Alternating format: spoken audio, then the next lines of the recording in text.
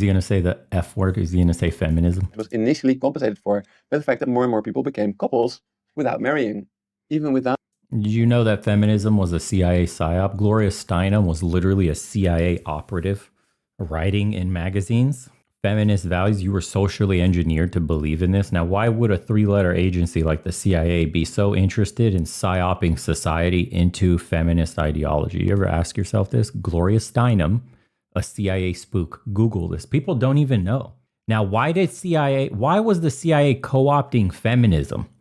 And I hate these mainstream videos that do this shit. They never mention how we ended up in a liberalized society. Who was pushing contraceptives and birth control? Who was pushing abortion? Who was pushing hypersexualization? Who was pushing pornography on society? All of these things that we have today, who was pushing this stuff? Who forced women into male spaces? Who said that men are not valuable? Who injected this level of social engineering into society? The CIA, through people like Gloria Steinem. Now, why would the CIA be interested in feminism and send out spooks and have them manage some of the largest magazines and tabloids that were pushing these ideologies onto society? We glossed over that part, and then we're going to go to why Gen Z men find it so hard today. Economic necessity and strong social norms, people still wanted a stable relationship. This makes sense given that men and women that enjoyed a long, stable relationship tend to be happier and healthier. And yet, despite that, a new trend soon emerged. All across the world, young people are now not just getting married less, they are also struggling to find love in general. Such a recent trend is hard to justify by pointing at washing machines and condoms. So if we want to answer our question why Gen Z can't find love anymore, we need to turn to three more recent explanations. That is, after you let this married millennial man vent about his expensive family trip due to ridiculous roaming charges and how such, which is an increasing male and female labor market mismatch. To understand this mismatch, we need to talk about what economists call assortative mating. Assortative mating means that both men and women tend to prefer a partner with roughly the same educational and social-economic background.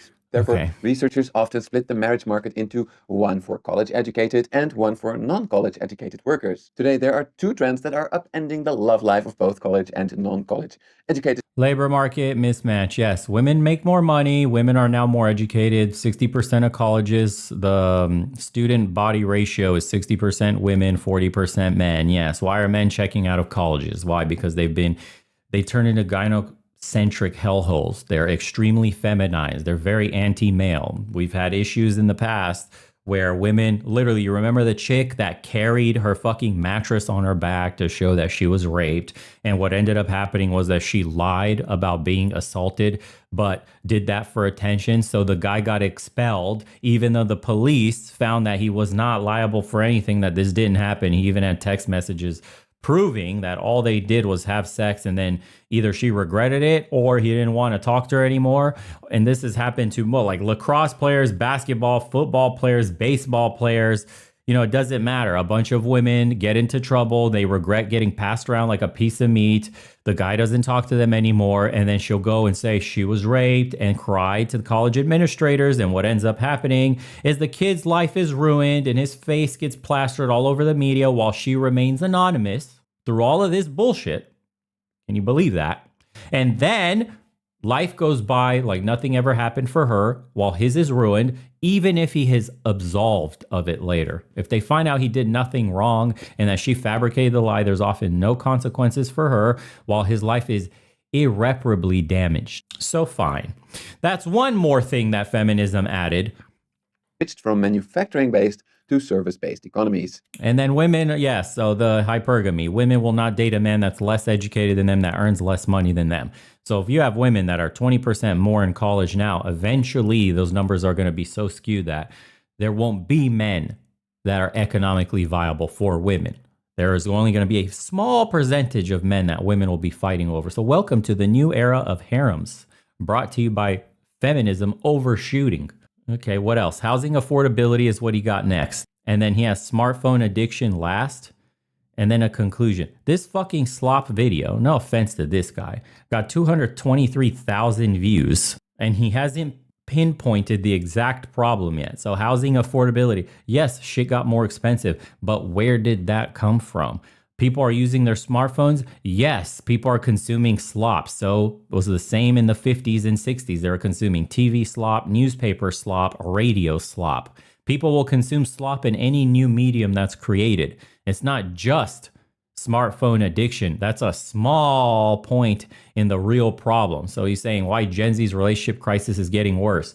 Let's talk about how DEI, let's talk about how women have invaded male spaces. Let's talk about the feminization of the corporate workplace. Let's talk about forcing women through the door in jobs that they are not qualified for because we need optics. Let's talk about why feminism was co-opted by the CIA. Let's talk about all of these things. Yeah?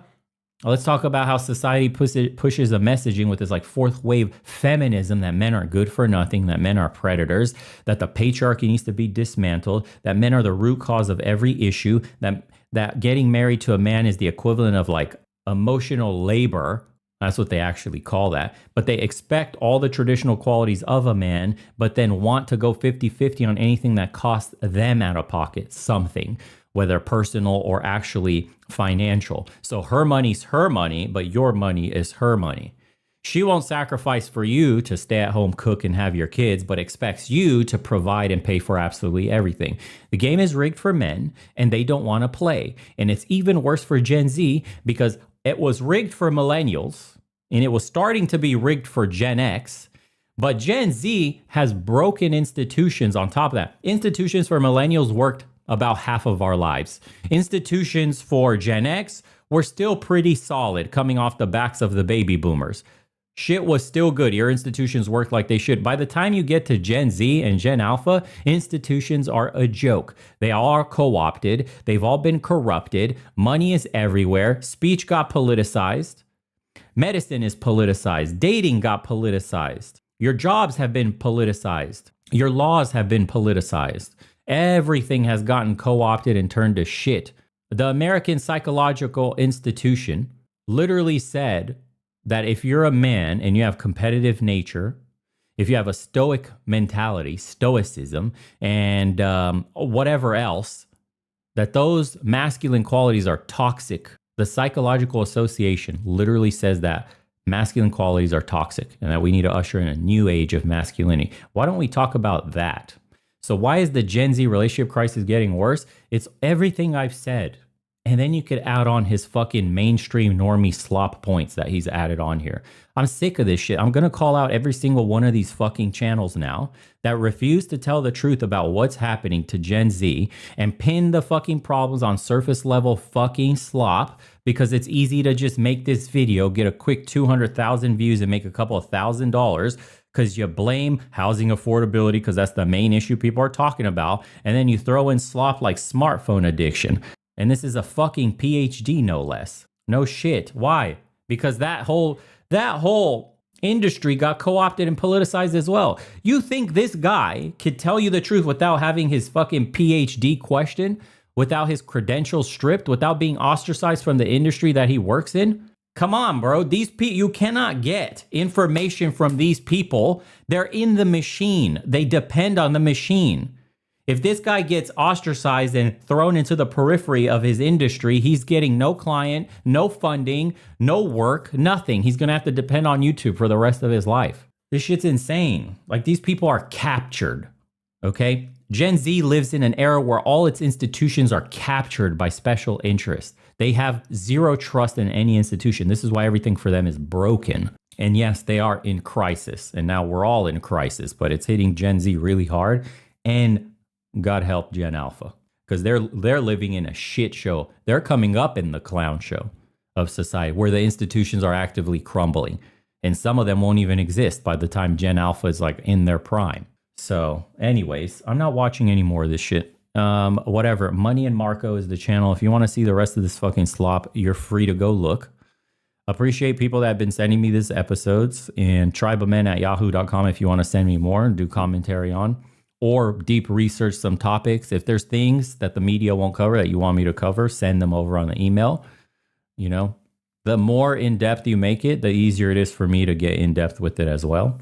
and do some deep research, help me out, and then we'll cover it on the live streams like we usually do. Anyways, appreciate you guys for tuning in. Shout outs to everybody that's joining the private community. Started up their faceless YouTube channels. And hopefully in a couple weeks, you start crushing it and start making some real money, just like this guy and his slop fucking video. So, as usual, boys, we'll see you on the next one.